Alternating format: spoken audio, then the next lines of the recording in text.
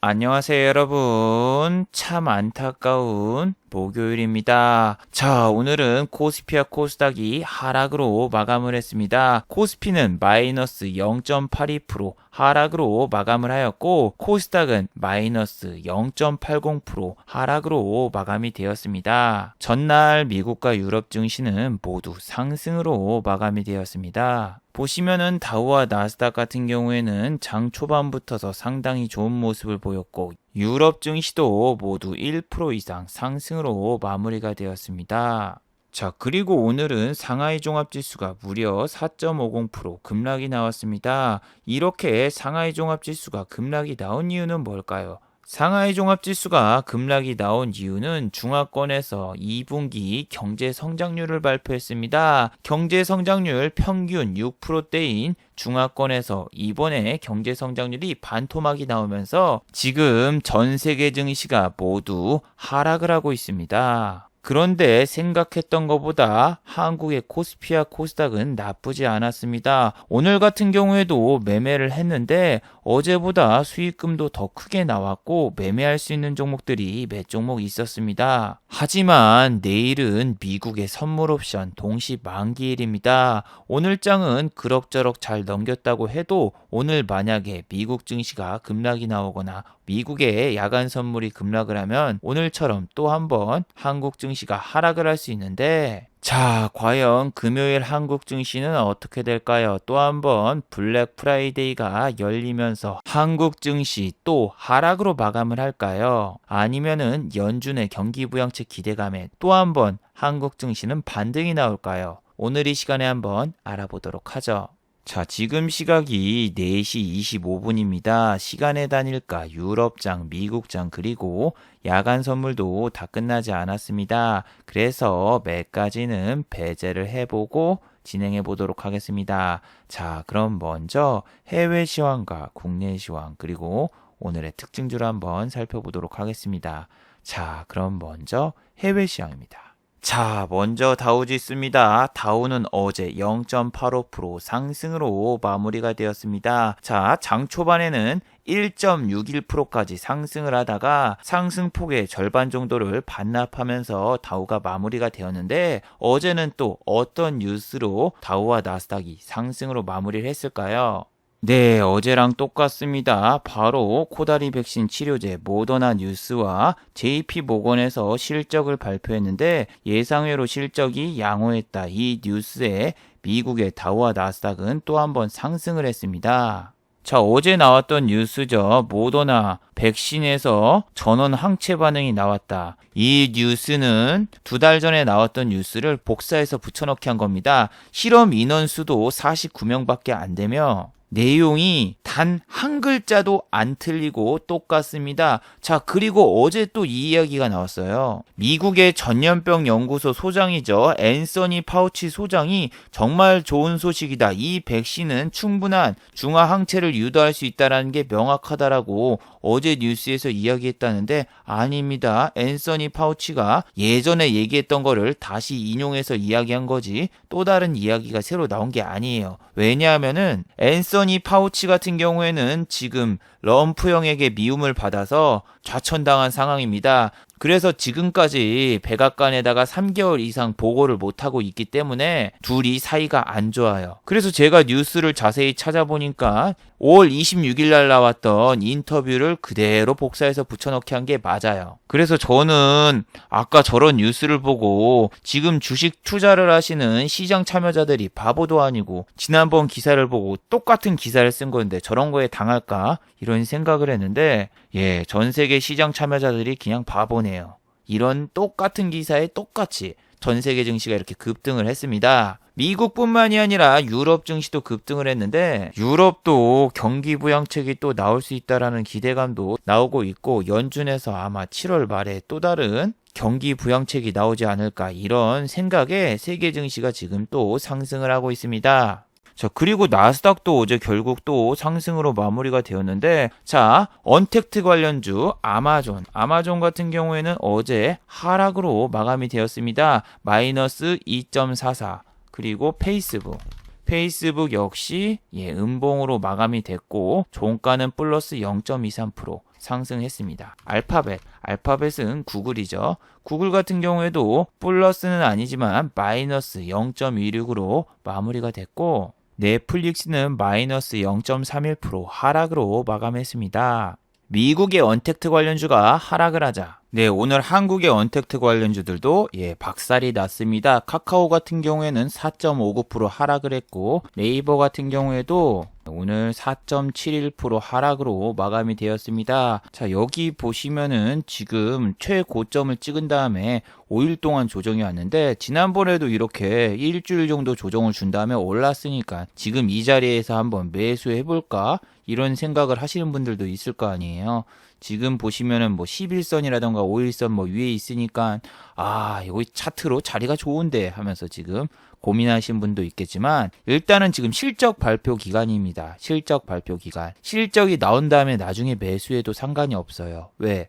지금은 아무리 영업이익이 잘 나오고 아무리 매출이 잘 나온다고 해도 주가에 비해서 너무 거품이 많이 껴있고 고평가입니다. 물론 우리나라의 제약바이오 같은 경우에는 거품이 너무 많이 껴서 시총 상위주에 있는 제약바이오가 전부 다 고평가를 받는 것도 있지만, 카카오나 네이버 같은 경우에는 원래 실적이나 매출이 어느 정도 나오지만 좀 재미없는 주식. 왜냐하면은 신규 사업에 투자를 생각보다 공격적으로 안 하고 인터넷 마케팅, 광고 회사다 보니까 해봤자 뭐 메신저를 통한 무슨 서비스 뭐 이런 거 정도밖에 안 돼서, 보통은 주가가 이렇게 시총이 상위주에서도 10위권 내 끝에 있거나 밀려야 되는데, 지금 네이버하고 카카오가 10위권 내까지 들어왔잖아요. 아니, 지금 네이버가 뭐 SK라던가 혹은 삼성물산이라던가 이런 데보다 더 위에 있어요. 그래서 저 같은 경우에는 실적이 나올 때까지 카카오라던가 네이버를 매수 안 하는 걸 추천해 드립니다. 왜? 개인분들은 실적이 잘 나오겠지 이렇게 생각을 하고 매수를 하고 있지만, 기관과 외국인은 전부 다 팔고 있죠. 왜? 얘네들이 생각해도 너무 고평가고, 중요한 거는 실적이 나온 다음에 더 던지면은 삼성전자처럼 돼요. 삼성전자는 실적 발표하기 전에 계속 조정을 주고 실적 발표 후에도 내리고, 하이닉스 같은 경우에도 지금 계속 나락으로 걷고 있는데, 여러분 네이버하고 카카오 같은 경우에는 잘못 물리면은 역사적인 신고가에 물려서 평생 탈출을 못할 수도 있습니다. 만약에 저 코다리 바이러스 백신이 나오거나 경제활동이 재개가 돼버리면은 네이버하고 카카오의 주가는 빠질 수밖에 없습니다. 근데 이렇게 거품이 껴있는 52주 신고가 위에서 물리면은 돌아올 수가 없어요. 예를 들면 지수로 따지면은 우리나라 역사적 신고가였던 2600에서 물리신 분들은 지금 주가가 아무리 올라와도 본전에도 안 온 주식들이 대부분이에요. 아무리 여기서 반등이 나왔다고 해도 내 주식은 이 위에, 이 꼭대기 위에 물려있기 때문에 지금 52주 신고가면 뭐예요? 이거는 2년 전인데. 그래서 진짜 여러분이 지금 같은 경우에는 52주 신고가, 특히 너무 거품이 많은 주식들은 아무리 오른다고 해도 매수를 좀 자제하는 게 좋습니다. 제가 왜 이런 소리를 하냐면은, 어제 제가 비행기를 탔는데 비행기에서 여대생 3명이서 주식 이야기를 하는데 카카오하고 JYP에 대해서 이야기를 하더군요. 하지만 카카오 너무 지금 주가가 높습니다. 그리고 JYP도 보세요. 지금 실적이 전혀 없는데 한한령 해체 수혜를 하면서 여기까지 올라왔는데, 지금 시장에 거품이 하도 끼니까 평소에 주식 이야기를 안 하시는 분들도 주식 이야기를 하고 있어요. 이런 분들이 전부 다 지금 주식 얘기를 하고 있고 뭐 살까 이런 이야기를 하고 있는데, 현실적으로 생각을 해보세요. JYP, SM, YG 실적 안 나옵니다. 왜? 행사를 나갈 수가 없어요. 저 코다리 바이러스 때문에 콘서트도 못 열어요. 스트리밍 서비스를 한다고 해도 콘서트도 안 되고 대학교 축제도 안 되고, 그리고 뭐 할 수 있는 게 없어요. 굿즈 판매도 힘들고, 실적이 나올 게 하나도 없는데 뭐 오리콘 차트에서 1위를 했다, 한한령 해체다, 뭐다 하면서 이런 뉴스 갖다가 빵빵 띄워놓고 주가만 오르니까 사람들이 주가의 본질을 다 까먹은 것 같아서 너무 아쉽습니다. 자, 환율을 살펴보시면은 1203원입니다. 어제보다 3원이 올랐고, 유가를 보시면은 40불대. 그리고 S&P 500과 나스닥 야간 선물은 지금 1%대 하락이 나오고 있는데, 자, 오늘 이 상하이 종합지수를 자세히 보세요. 상하이 종합지수는 오늘 떡락이 나왔습니다. 5.45% 하락을 했죠. 자, 지난주였죠, 여러분. 상하이 종합지수 5%대 급등. 한국 증시도 신고가 랠리가 찾아올까? 여기서 상하이 종합지수가 이렇게 상승하고 있는데 지수 ETF라던가 혹은 중화권에 있는 주식을 직접 사서 투자를 하지 마세요라고 여기서 강력하게 이야기를 했어요. 왜냐면은 중화권의 경제 성장률이 나오면은 대폭락을 할 수 있기 때문이죠. 자, 오늘 중화권의 2분기 경제 성장률이 나왔습니다. 3.2% 상승이 나왔는데, 자, 여러분은 한국과 일본 그리고 미국 등을 생각하시면 안 됩니다. 자, 이 나라는 지금 3.2%의 경제 성장률이 나왔으면은 어머나 마이너스가 아니네 하면서 좋아하실 분도 있지만, 이 개발도상국이라던가 중화권 같은 경우에는 평균적으로 6% 이상은 나옵니다. 작년에 중화권에서 경제 성장률이 6%대가 나온 것만 해도 야, 진짜 지금 중화권이 힘들구나, 경제 성장률이 6%밖에 안 나왔대 라고 하던 시절이 바로 작년입니다. 평소 GDP에 반토막이 나왔다란 이야기죠. 자, 이런 분들이 되지 말라고 했죠. 자, 해외로 달려간 동학 개미들 100억 넘게 베팅을 했다. 그리고 ETF 상품을 샀다. 이런 분들이 되면 안 된다고. 여러분이 지금 불나방처럼 이곳저곳 해외 직구를 하면서 주식을 사거나 그러면 안 돼요. 아니, 이런 데서 올라타면 어떻게 해요? 이런 데서 올라타니까 지금 지수가 어제 몇 프로 내렸어요? 2% 내리고 오늘 5% 내리고 7% 내리고 그 전날에도 또 내리고 그러는데, 얘네들 금방 오른 거 금방 빠져요. 제가 지수 ETF를 상하이 종합지수에 이전에 베팅을 해서 얘네가 5,000포인트 갈 때까지 엄청나게 올랐는데, 아니 5,000포인트를 한 달 만에 갔어요. 한 달 만에. 그래서 진짜 중화권 증시는 미쳤구나 생각을 했지만, 떨어질 때도 진짜 빨리 떨어졌단 말이에요. 자, 보세요. 한 달 만에 그냥 지수가 5,000포인트를 갔는데 한 달이 또 지나니까 반토막이 나요. 정말 다이나믹하죠. 이게 중화권 주식의 무서움입니다. 이런 것도 나올 수가 있습니다. 지금은 전 세계적으로 거품이 많이 꼈는데 경제 성장률이 나오면은 이제 현실에 직감하게 되는 거죠. 아, 지금 나라 경제가 어렵구나. 그래서 미국의 경제 성장률, 한국의 경제 성장률 발표도 중요합니다. 한국은 참고로 7월 23일 날, 다음 주죠. 다음 주에 경제 성장률 발표가 있습니다. 그때만큼은 제발 주식보다는 현금 비중을 높이시기 바래요. 자, 그리고 오늘 코스피는 마이너스 0.82% 하락으로 마무리가 되었죠. 장 초반에는 어제 미국 증시가 좋아서 상승으로 출발했지만, 와, 진짜 시작하자마자 바로 이렇게 5분 만에 빼버리는데, 최근에 기관과 외국인의 매매 패턴은 항상 똑같습니다. 장 초반 5분 동안 상승시켜놓고 다 빼버리고, 그리고 또 빼버리고, 2시 넘어서 잠깐 상승시키고, 오늘도 똑같아요. 올려놨다가 빼버리고. 그래서 2시 이후에 매매를 하거나 11시 반 때 빼고는 매매할 타이밍이 별로 없어요, 지금은. 그리고 코스닥도 똑같아요. 장 초반에 5분 동안 상승시켜 놓고 빼버리고 11시 때 잠깐 반등 주고 다 빼버리고 2시 넘어서 반등. 그래서 이 부분 때 매수를 하거나 이때 매도를 하지 않으면은 솔직히 힘들어요. 여기에서 샀다 그러면은 다음날 아침에 시초가에 무조건 팔아야 돼요. 안 그러면 팔 수 있는 기회가 없습니다. 그래서 지수는 분명히 오르고 있는데 내 종목은 왜 내리지? 내 종목은 왜 이렇게 지금 횡보를 하고 있는 거야? 하시는 분들도 자세히 한번 생각을 해보세요. 내가 매수한 다음에 그 다음날 아침에 갭이 뜨지 않았나요? 그 갭이 뜬 다음에 거기서 익절을 안 하고 조금만 더 길게 가져가 보자.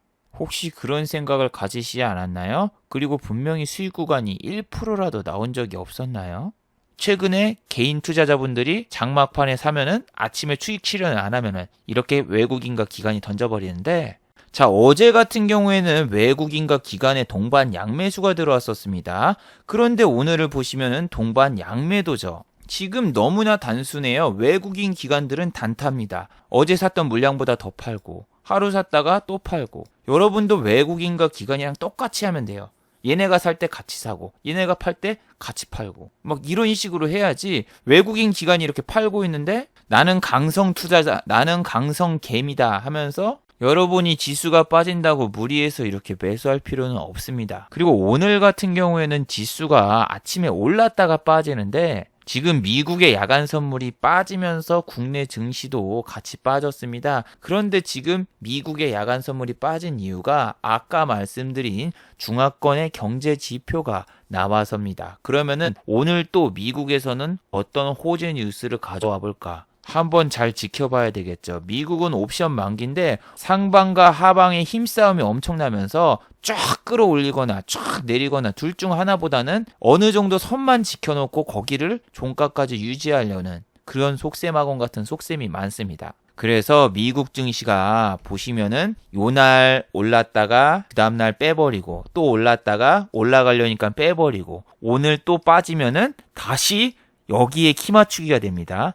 근데 미국은 금요일날 옵션 만기예요. 우리나라는 목요일날 만기인데 내일이 정말 중요합니다.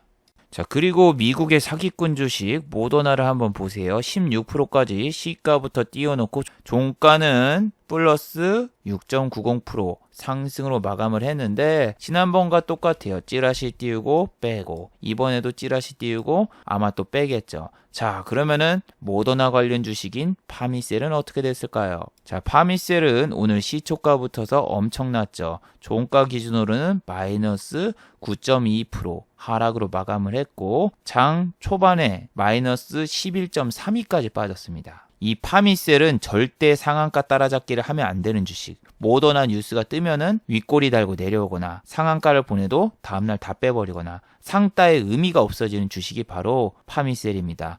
외국인 기관이 최근에 매집을 했느냐? 예, 매집도 안 했어요. 어제 오히려 상한가 근처에서 다 팔고 튀었는데 이게 지금 문제가 그거예요. 이거 물리면은 다음 모더나 뉴스 나올 때까지 존버해야 돼요. 어제 상한가를 갔던 또 다른 주식이 있었죠. 자, 동전주인 AB프로바이오. 얘도 오늘 화끈하게 빼더군요. 장 초반에 잠깐 23%까지 올려놓고 종가는 플러스 10%. 그리고 왜 바른손이 갑자기 모더나 관련주로 편입이 됐죠? 이 바른손 ENA 같은 경우에는 어제 상한가를 한번 찍고 내려왔습니다. 그리고 오늘 같은 경우에도 플러스 6%까지 꼬셔놓고 바로 던져서 종가는 마이너스 9%. 바른손 같은 경우에는 지난달이었죠. 관리 종목으로 지정이 우려가 되고 있고 상장 폐지가 될 수 있다. 예, 이런 뉴스까지 나온 종목인데 얘는 보시면은 상장 폐지 뉴스 나오기 전까지 계속 찌라시를 띄우면서 엄청나게 많이 해먹었습니다. 자, 보시면은 지난번에 찌라시 띄워놓고 여기서 탁 빼버리고 상패가 될까 안 될까? 얘네는 어차피 지금 당장 상패가 안 된다고 해도 계속 영업이익이 적자가 나는 회사고 그래서 이런 거 잘못 물리면 끝납니다. 기생충 그때 유행할 때 기생충 관련주로 막 사신 분들 지금 어떻게 됐어요? 다 망했잖아요. 그래서 아까 모더나 관련 동전주라던가 이런 바른손 ENA는 안 건드린 게 정답이에요. 이런 걸로 수익을 먹어도 독이 됩니다. 자, 그리고 어제 상한가를 갔던 BH 같은 경우에는 퀄컴이랑 계약을 체결했다 이런 뉴스 때문에 예, 어제 상한가를 갔는데 어제 영상 보신 분들 다들 아시죠? 예, 어제 시간의 단일가 붙어서 상한가가 풀렸어요. 그러면 다음날 당연히 하락으로 출발을 하는데 예, BH는 당연히 하락으로 출발을 했고 지수가 상승을 해서 BH 같은 경우엔 잠깐 1%대 상승이 한 번 딱 나왔어요. 자, 하지만 이때 거래량이 너무 적었기 때문에 탈출하신 분들은 거의 없었을 거예요. 이게 보시면은 체결된 물량이 너무 적기 때문에 이때 탈출하신 분들 거의 없다고 보시면 됩니다. 저럴 때 들어가면 절대 안 됩니다. 오늘 아침에 뭐 알서포트라던가 이런 애들도 5% 띄워놓고 다 빼버리고 그리고 막 정치 테마주인 보혜양조 같은 경우에도 8% 띄워놓고 장막판에는 5% 빼버리고 아침 시초가 제발 지금 공략하지 마세요. 지수를 보시면 9시 5분에 다 빼버립니다. 9시 5분부터서 작업을 치고 있으니까 빨간불 들어왔다고 매수를 하면은 이렇게 큰 손실을 볼 수밖에 없습니다. 자, 그리고 오늘 오후 2시에 유튜브에서 생중계가 됐었죠. 제 유튜브가 아니라 일반 뉴스 유튜브입니다. 오늘 이재명 씨 재판이 유튜브에서 생중계가 됐죠. 재판 결과가 2시 이후에 나왔는데 이재명 씨 관련주 정말 핫했죠. 시초가부터서 장난이 아니었습니다. 당연히 무죄로 생각하신 분들이 많았는지 장 초반에 바로 올라갔어요. 바로 그냥 쫙 올라가가지고 10% 이상 급등을 하더니 장 막판 이제 동시효과 직전에 쫙 빠지는데 아주 멋있더군요. 자, 이 정치 테마주는 예를 들면 대선 그 사람이 당선됐다. 이슈 소멸 끝. 그리고 만약에 총선 이 사람이 당선됐다. 이슈 소멸로 끝이기 때문에 오늘 아무리 급등해도 이런 주식은 절대로 건드리면 안 됩니다. ATEC TN 같은 경우에도 똑같아요. 상한가 근처까지 꼬시고 종가는 마이너스 1.15%. 예, 상한가에서 잡으신 분들, 상한가 근처에서 잡으신 분들은 오늘 하루 31%의 하락을 맛봤는데, 여러분 이런 거 좀 하지 마세요. 이거 지금 보시면은 봐봐요. 이렇게 음봉이 나왔다가 다음날 빵 띄워가지고 이번에도 이렇게 개미 털기구나 이렇게 하면서 지금 막 소설 쓰시는 분들 많을 거예요. 이재명 씨가 무죄를 선고받았으니까 앞으로의 행보가 기대되면서 주가가 오를 것이다 이렇게 생각하시는 분도 있지만 그건 그냥 본인의 생각입니다. 그렇게 될 일은 별로 없어요. 그리고 자꾸 그린 뉴딜, 그린벨트 이런 이야기가 나오면서 움직이는 주식들이 많죠. 자, 서울시장이 사망한 사건 이후에 그린벨트가 해체되고 그리고 부동산 쪽으로 돈이 몰린다 이런 이야기가 나오고 있잖아요. 그래서 막 SG 세계물산 이런 애들 그린벨트 수혜라고 해서 막 올리고 코롱 머티리얼즈는 그린벨트가 아닙니다. 그린 뉴딜로 올리고 이 코롱 머티리얼이 가니까 기존의 뉴딜 관련주인 알서포트가 오늘 장 초반부터 5%가 상승을 하더군요. 이야기를 해드렸죠. 얘는 10,000원을 넘기 힘들 것이다. 10,000원을 넘어도 여기서는 개인 투자자분들이 너무 따라 들어갔다. 얘는 여기서 빠져야 될 자리에서 이렇게 샀으니까 다음날 조심하라. 아니나 다를까 여기서 빠졌고 지금 또 빠지면서 계속 하락 추세가 나오고 있는데 이게 왜 빠졌어요? 바로 장중에 뉴딜 정책 회의에서 뉴딜 정책에 대한 브리핑이 모두 다 끝나버렸어요. 발표되자마자 10%대 급락이 나오고 계속 내려가고 있는데 앞으로 오르려면은 수급이 뭔가 개선이 되거나 혹은 좋은 뉴스가 나와야 되죠. 외국인 같은 경우는 별로 신경 쓸 필요 없고 이 연기금이 중요한데 연기금이 오늘 좀 팔아서 투심 자체는 매우 안 좋습니다. 그리고 5%나 올려놓고 빼버렸다. 아주 쓰레기 같은 짓이죠. 얘는 야생마 같은 종목이기 때문에 호가창도 좀 얇고 밑에서 종가 베팅 형식으로 사지 않는 이상은 수익 내기가 매우 힘들다. 아침에 빨갛게 불타오를 때 절대 들어가면 수익 못 내는 종목이 알서포트다. 어제 영상과 엊그저께 영상에서 이야기를 했었습니다. 그래서 이런 영상들이 하루 이틀이 지났다고 여러분이 안 보시는 게 아니라 예전 영상들을 미리 다 봐두세요. 그럼 조심해야 될 종목들이 수없이 많이 나옵니다. 그리고 오늘 장이 안 좋으니까 A-프로 같은 신규 상장주가 상한가를 가고 기존의 SK바이오팜 이런 애들이 상승을 하더군요. 물론 SK바이오팜은 장 초반에는 크게 상승을 하다가 장 막판에 다 꼬그라졌지만 지금 막 삼성중공업우라던가 신규 상장주라던가 이렇게 주식들이 움직이는 이유는 너무 쉽습니다. 왜? 지수가 내리고 이렇게 개인이 시장을 주도하고 있는데 개인이 관심 갖는 종목들은 저런 종목이니까. 오늘 장중에는 하락한 종목이 더 많았고 상승 종목은 적었는데 이 하락한 종목들은 특징이 뭐다? 어제 올랐던 종목들. 반대로 상승했던 종목들은 어제 내렸던 종목들입니다. 자, 아침부터서 푸르딩딩 하면서 시총 상위주가 매매할 게 별로 없어 보이죠. 오늘은 코스피보다 코스닥이 훨씬 더 괜찮았는데 자, 시젠 같은 경우에는 어제 무려 9%나 내렸지만 오늘 같은 경우에는 지수가 하락을 하니까 이렇게 오늘도 상승으로 마감이 됐고 KMW라던가 이런 애들도 장 초반에는 괜찮았는데 잠깐 올려놓고 다 빼버렸죠. 그래서 지금은 막 양봉으로 급등이 나오거나 상한가를 가거나 다 필요 없습니다. 어제 몇 프로 올렸어요? 10% 올렸는데 오늘 어떻게 됐습니까? 그 중에 절반 정도를 빼버렸고 이 한국정보인증 같은 경우에는 어제 상한가 근처까지 꼬셔놓고 종가가 플러스 4.57 이렇게 마감이 됐지만 오늘 또 마이너스 4.65가 빠지면서 바로 전날에 있던 가격으로 돌아와 버렸어요. 그래서 이 꼭대기에서 물리신 분들은 지금 미칠 지경이죠. 근데 지금은 상한가를 가든 혹은 급등이 나와도 종가까지 상한가를 말지 않는 종목들이 많아요. 예를 들어 볼까요? 자, 일단 아침에 상승했던 제일제강이라는 종목 오늘 17.78까지 오르고 종가는 마이너스 4.44% 아주 재수없는 숫자네요. 위에서 잘못 잡았으면 마이너스 21% 손실. 자, 보시면은 진매트릭스도 이렇게 상한가를 말 것처럼 보여주다가 진매트릭스 상한가를 말았을까요? 아니요, 못 말았어요.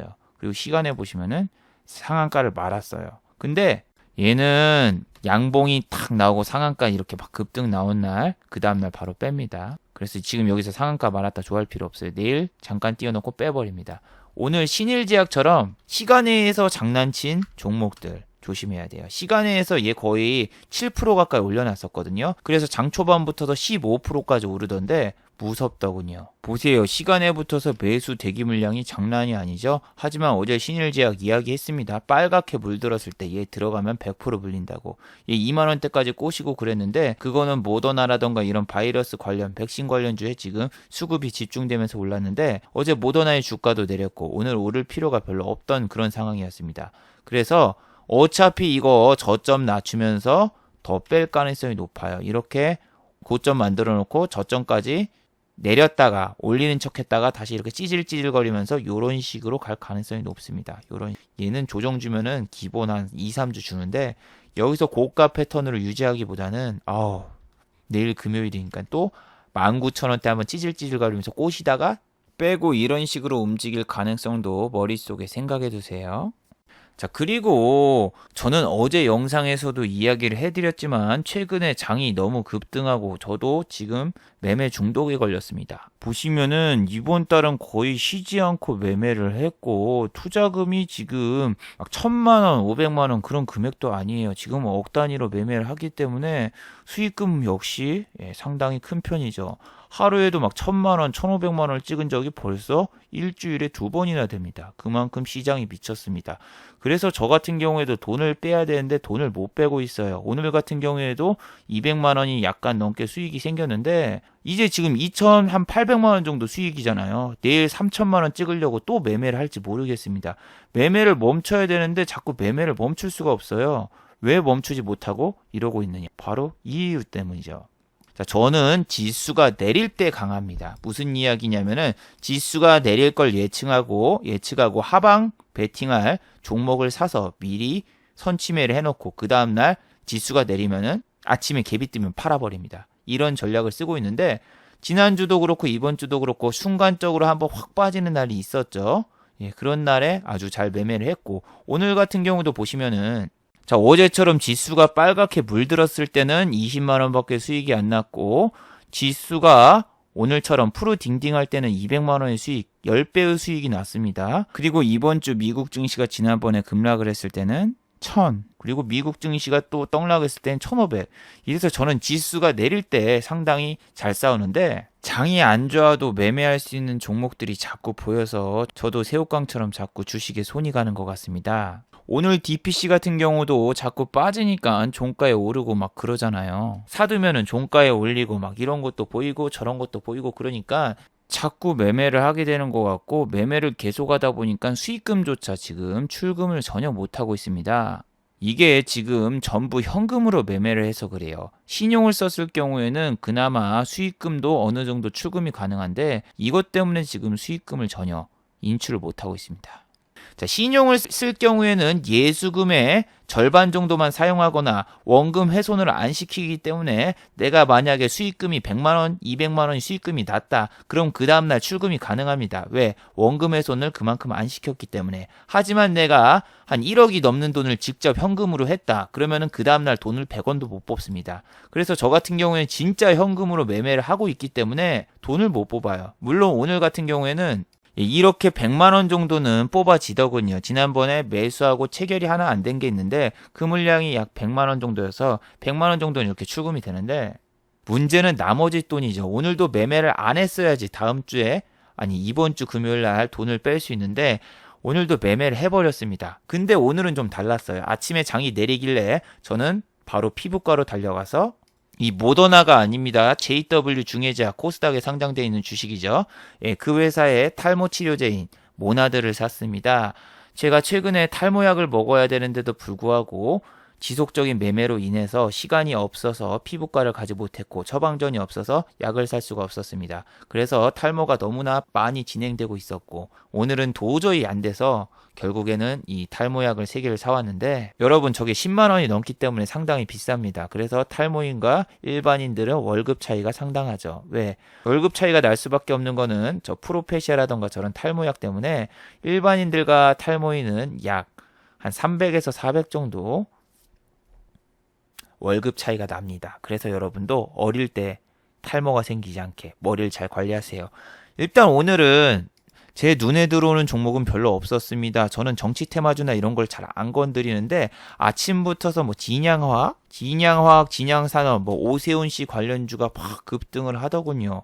얘가 왜 오르지? 오를 만한 이유가 있었나? 그리고 홍정욱 씨 관련주 디지털 조선은 좀 지지부진했는데 보세요. 얘도 2% 오르고 종가는 마이너스 7%. 오늘 유시민 씨 관련주도 그렇고 다른 정치 테마주 관련주도 그렇고 대부분 종가 때 갑자기 팍 내리더군요. 오세훈 씨는 언론 매체에서 인터뷰를 했는데 아직까지 뭐 서울시장에는 관심이 없는 것 같은 뉘앙스를 풍겨서 저렇게 내렸고, 유시민 씨 같은 경우에는 논란에 휩싸이면서 지금 주가가 갑자기 하락했죠.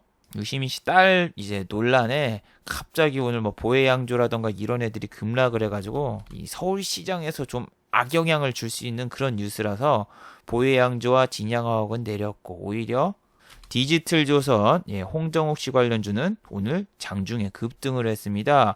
갑자기 8% 가까이 빵 하고 오르더니 바로 꺼졌는데 정치 테마주나 이런 애들은 장이 안 좋으니까 움직이네요. 하지만 오늘 제가 봤던 종목은 어제 여러분에게 매매를 하면 위험하다는 바로 그 종목을 제가 매매를 했습니다. 일반적인 기업인데 포인트 엔지니어링. 자, 오늘 장 초반에 4% 가까이 하락을 했고 오늘 상승을 했죠. 자, 포인트 엔지니어링은 어제 상당히 좋은 모습을 보이다가 장 막판에 급락이 나오면서 15%대 상승으로 마무리가 됐는데 오늘 아침에 시초가부터서 다른 종목은 다 오르는데 이 종목만 빠지더군요.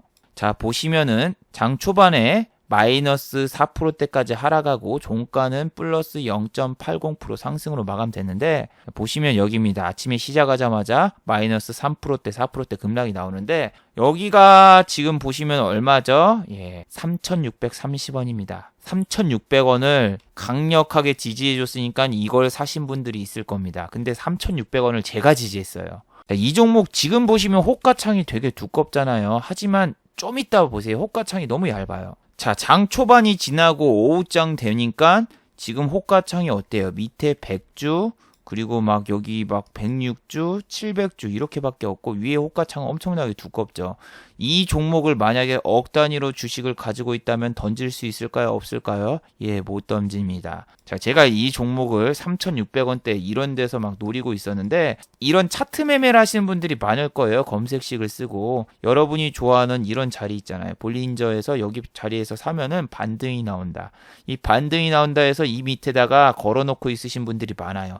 예를 들면 3,600원이라는 의미 있는 가격대에 여러분들이 정말 살려고 하죠. 자, 여기가 3,600원을 찍고 반등했으니까 와, 이런 매매법 짱이구나. 이평선 매매 짱인걸 하시는 분들은 아닙니다. 제가 오늘 3,600원에서 제가 제 돈으로 전부 다 매수했어요. 3,600원을 깨질 거를 대비해 놓고 3,600원에서 호가를 어마어마하게 받쳐놓으신 분들이 다 많았어요. 하지만 제가 3,600원으로 내려가지 못하게 계속 지지해주고 위에 물량을 다 사면서 결국 3,700원까지 저 혼자서 다 끌어올렸습니다. 저 혼자는 아니죠. 3,600원을 강력하게 지지를 해주고 위로 올라갈 모습을 보여주면은 개인 투자자분들 다 따라 들어옵니다. 제가 제 돈으로 계속 받치면서 지지를 해주니까 개인 투자자분들이 아니나 다를까 따라오더군요. 저는 어제 이 종목을 하지 말라는 게 거래량이 터졌을 때와 달리 거래량이 없을 때 호가창이 너무 얇습니다. 이거는 장 시작하자마자 이렇게 떠서 그렇지만 제가 아까 봤을 때 막 100주, 200주밖에 안 걸렸고 사람들은 모두 다 3,600원이라는 그 가격대에다가 돈을 걸어놓고 이 종목이 떨어지길 기다리고 있더군요. 차트 매매하시는 분들 3,600원에서 살려고 했겠지만 제가 3,600원을 가려고 하면은 위에서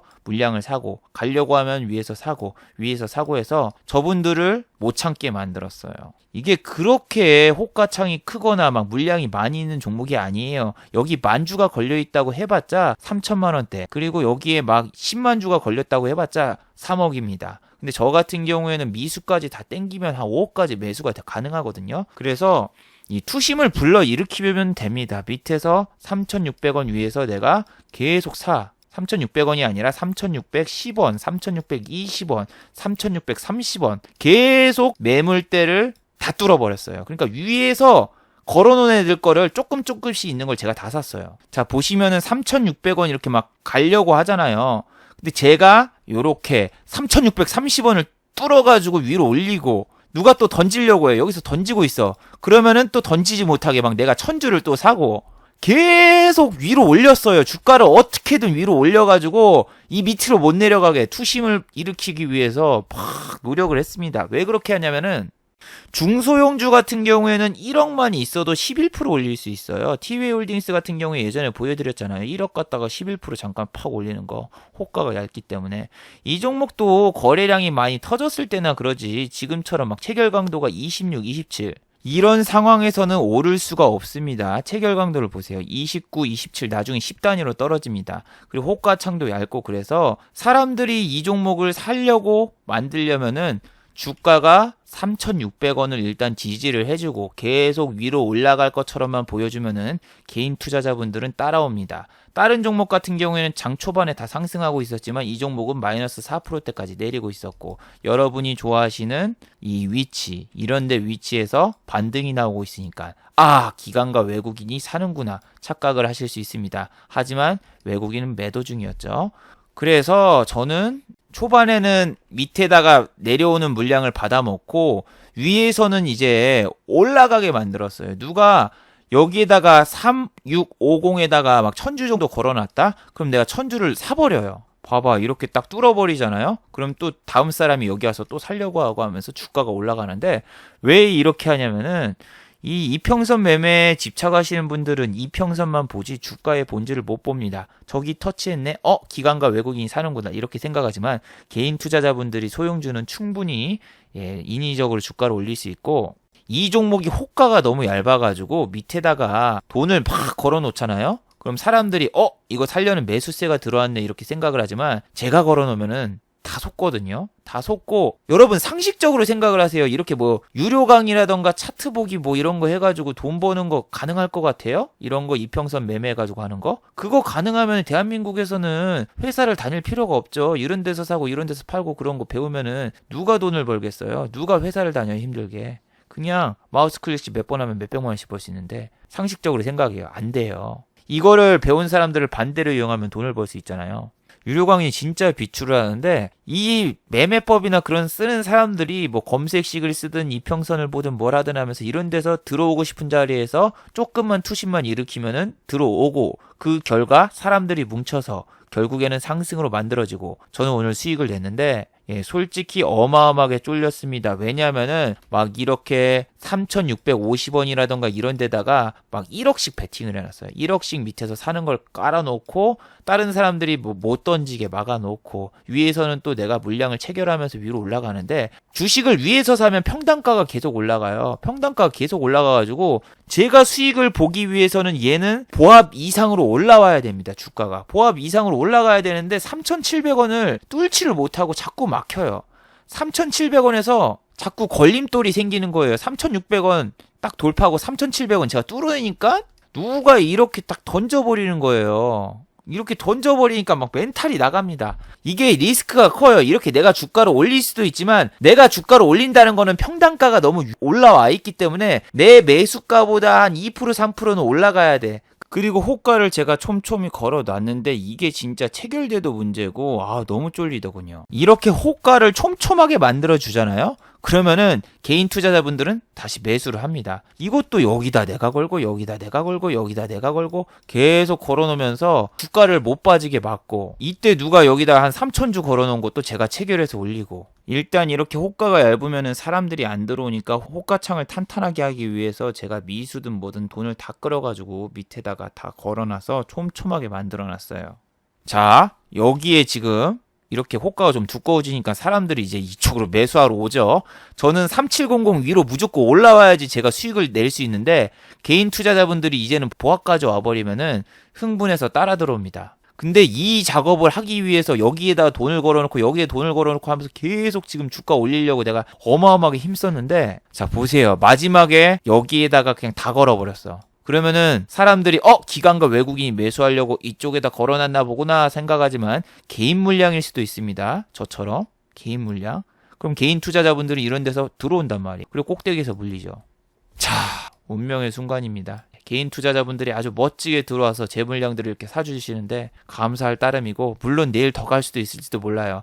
하지만 보시면은 이렇게 막 체결 강도도 작고 거래량도 그렇게 많이 터지지 않았단 말이에요. 그런데 단순하게 주가가 오른다고 이렇게 막 따라 들어오지 마세요. 단일가도 보시면 지금 내렸는데, 저는 진짜 이걸 통해서 말씀드리고 싶은 게 중소형주는 큰 돈으로 하지 마시고, 그리고 막 스펙주라던가 품절주를 소개하는 사람들은 다 걸으세요. 자기가 선침해 놓고 여러분에게 물량을 떠넘기려는 속셈이에요. 그런 사람들은 본인 물량을 떠넘기려고 저런 걸 하는 거지, 다 이유가 있어요. 그래서 저는 어제 이런 거 하지 말랬잖아요. 거래량이 많이 터지든 말든 이런 건 지금 패스하는 게 좋다. 왜냐면은 이런 거를 저처럼 인위적으로 주가를 올리는 사람한테 걸리면은 여러분이 고점에서 물릴 수 있단 말이에요. 물론 이게 지금 뭐 시세가 죽거나 더 못 올라갈 건 아니지만, 물론 실제로는 체결이 안 돼서 그렇게 큰 돈은 안 들어갔지만 여기 위에까지 올라가는데 한 1억 정도면 충분히 올릴 수 있었네요.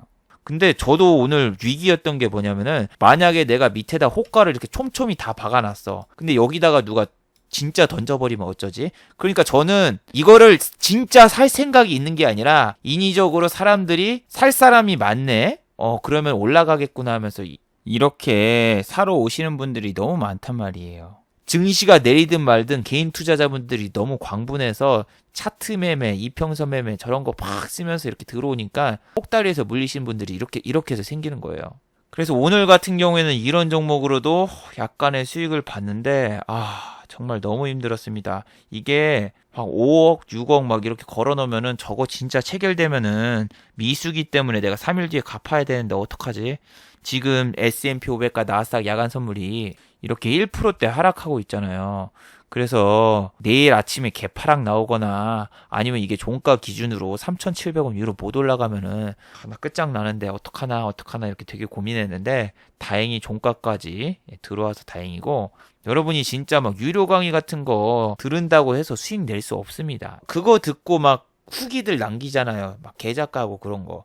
당연하죠. 자기네들끼리 관종을 공유하고 자기네들끼리 똑같은 종목을 공략을 하니까 그 중에서 누군가는 수익을 내죠. 그리고 자랑을 하고, 손실 본 사람들은 열받아서 가만히 있고. 그래서 똑같은 종목을 똑같은 타점에서 공략을 하면은 다 같이 수익을 보는 게 아니라 누군가는 손실을 보는데 그 손실을 보시는 분들은 매매일지를 안 올리는 것 뿐이에요. 그래서 여러분들이 막 유료 강의에 맹신을 하거나 아니면은 뭐 차트 적어보고 돈 벌 수 있다라는 그런 생각을 하지 마세요. 저 같은 경우에도 유료 강의 듣고 이틀 만에 회사 그만두고 퇴직금 다 날렸어요. 그래서 스펙주라던가 품절주는 제발 진짜 건드리지 마시길 바랍니다. 자, 마지막으로 한번 정리해 보도록 하죠. 1번, 중화권의 경제 성장률은 최악이 나왔습니다. 평균 6%대 경제 성장률을 보여주고 있는 중화권에서 오늘은 3.2%대 경제 성장률을 발표하고 상하이 종합지수는 급락을 하였죠. 이제 남은 건 한국과 미국의 경제 성장률 발표인데, 미국의 경제 성장률도 이번에 최악으로 나온다면 미국 증시에 직접적으로 타격이 올 수 있고 급락이 나올 수 있습니다. 그래서 미국의 경제지표가 발표하는 날만큼은 현금을 확보하도록 하세요. 자, 두 번째, 재판이나 선거 같은 이벤트는 결과가 나오면 끝입니다. 총선, 대선 혹은 재판 같은 이벤트는 결과가 나오는 순간 상한가를 가는 게 아니라 재료 소멸로 크게 하락하는 경우가 많습니다. 하한가를 안 갔어도 추세가 죽고 이슈가 없어서 주가가 횡보하다가 급락하는 게 이런 이벤트 테마주의 기본입니다. 그래서 이벤트 마지막 날에는 절대로 따라 들어가지 마시기 바랍니다. 자, 유튜브 광고도 끝까지 시청해주시면은 정말로 고맙겠고, 좋아요와 구독하기도 많이 눌러주시면은 정말로 감사하겠습니다. 그리고 또 어제 생방송 전에 후원을 해주신 정말 고마운 분들이 계셨네요. 네, 제 유튜브 채널에서 김천재 후원하기 버튼을 누르시면은 저를 후원해 주실 수 있는데, 스마일님, 앨리스님 후원 1,000원 정말 감사드립니다. 다들 수고하셨고 즐거운 평일 되시기 바랍니다. 다들 수고하셨습니다.